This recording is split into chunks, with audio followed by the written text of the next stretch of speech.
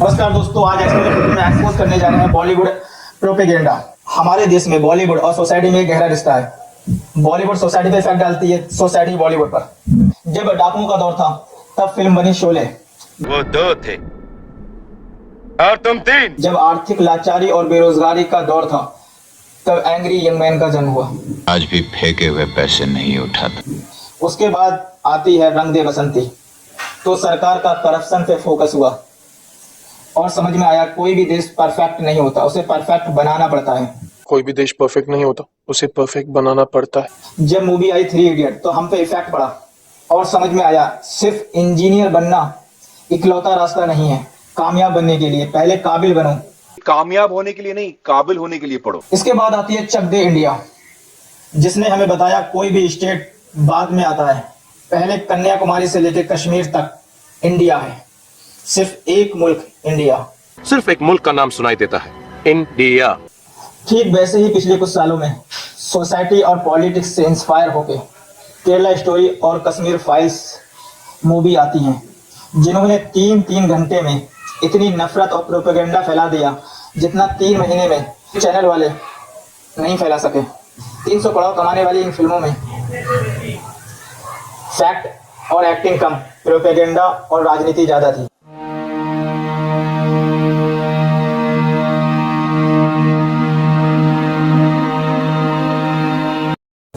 यहाँ तक कि सुप्रीम कोर्ट ऑफ इंडिया ने केरला स्टोरी के प्रोड्यूसर को वार्निंग देना पड़ी।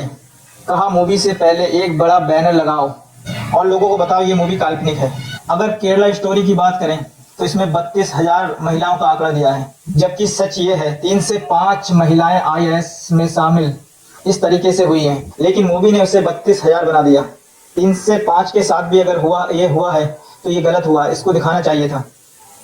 लेकिन शायद फिल्म का मकसद कुछ और ही था, पॉलिटिक्स के लिए धर्म का यूज करना और लोगों के अंदर डर बिठाना। आज 32,000 के साथ हुआ है, कल आपकी बेटी के साथ भी हो सकता है। ऐसे लोगों से दूर रहो, खाने पीने और रहन सहन से उनको पहचानो। यानी टारगेट एक कम्युनिटी।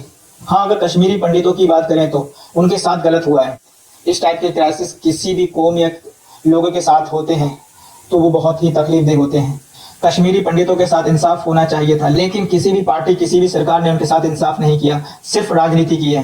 तो वैसा ही कश्मीर फाइल के मूवी मेकर्स ने किया है, जबकि मूवी में दिखाने का मकसद होना चाहिए था कश्मीरी पंडितों की आर्थिक स्थिति कैसे बेहतर हो, उनके हालात कैसे बेहतर हो, उनको घर वापस कैसे भेजा जाए, उनको कैसे इंसाफ मिले। मूवी दिखाने का मकसद शायद कुछ और ही था। दोस्तों, ये सिलसिला चालू होता है 2019 में आई मूवी एक्सीडेंटल प्राइम मिनिस्टर, जिसमें दिखाया गया मनमोहन सिंह कितने वीक प्रधानमंत्री थे और राहुल गांधी पप्पू हैं।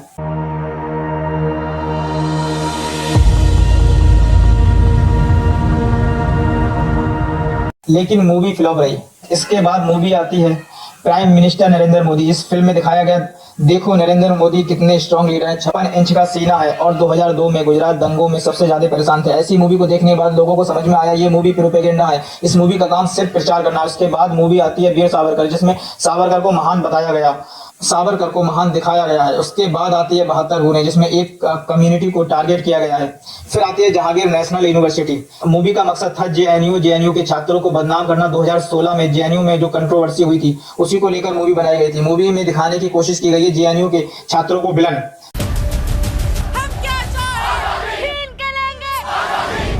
इस झूठ को सच की तराजू में तोलेगा कौन? हम भी अगर नहीं बोले तो साला बोलेगा कौन? इसके लिए general quota is not allowed.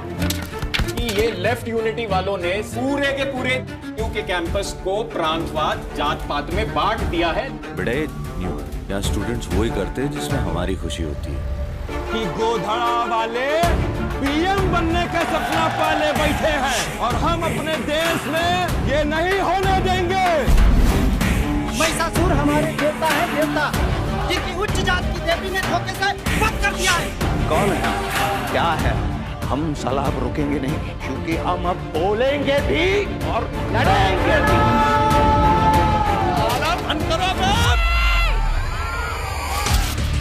इसके बाद आती है मूवी द वैक्सीन वॉर और ये सारी मूवी फ्लॉप हो जाती है। इसके अलावा और भी मूवी धर्म और राष्ट्रवाद को लेकर बनी है, 10 में से 2 मूवी चलती हैं और बाकी फ्लॉप हो जाती हैं। इससे ये तो समझ में आता है लोग समझ गए बॉलीवुड वाले फालतू का प्रोपेगेंडा फैला रहे हैं। इसके अलावा और भी मुद्दे हैं इस देश में, उन पर फिल्म बनाओ। 10 साल पहले 500 साल पहले क्या हुआ, इससे क्या मतलब। लोगों के पास नौकरी नहीं है, हवा साफ नहीं है, अच्छे स्कूल नहीं है, अच्छी एजुकेशन नहीं है, इसकी बात करो, इस पर फिल्म बनाओ। लेकिन इन मूवी का मकसद देश और समाज को बेहतर बनाना नहीं था, प्रचार करना था।